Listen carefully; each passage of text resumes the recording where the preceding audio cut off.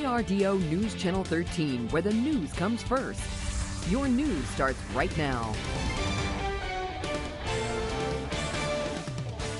Did the city of Monument improperly use funds to support one of the issues on its 2022 municipal ballot? That's what the city aims to find out after launching its own investigation into claims of electioneering.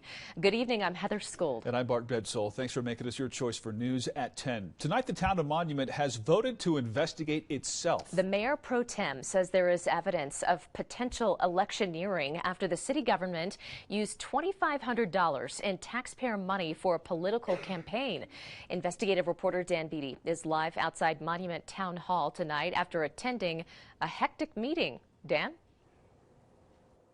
Believe it or not, most of the city officials and residents that we heard from tonight are in favor of some sort of investigation into these electioneering claims. But that didn't stop many of those residents from voicing their displeasure with the council members. One woman in particular called the council members awful human beings and told them to consider moving. You guys are disgusting. Tuesday night, council members with the town of Monument voted to conduct an investigation into allegations of electioneering following the last election cycle.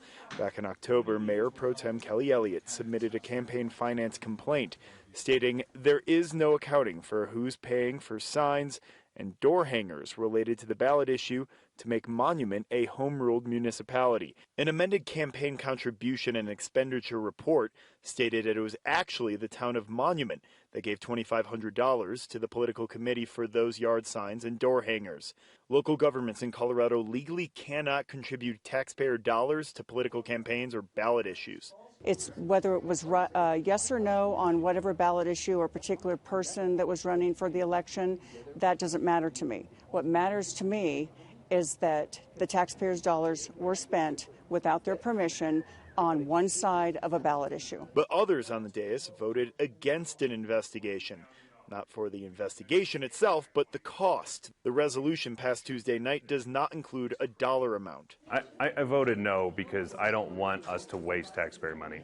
I don't want us as a town to spend $20,000 potentially to maybe get back $2,500. We don't know yet how much it's going to cost, and yes, that is a concern for me, and it always has been a concern for the 8+ years I've been on the board. But the investigator that has proposed, the one that we hope to choose, has proposed a very short timeline. In the end, Monument's council members approved the investigation, but not the investigator.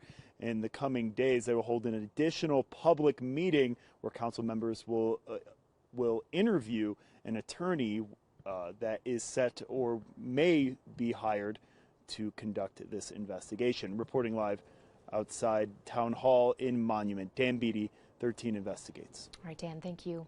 The wind-driven snow may be clearing up for us here in southern Colorado, enough to see the Palmer Lake stars shining bright this evening.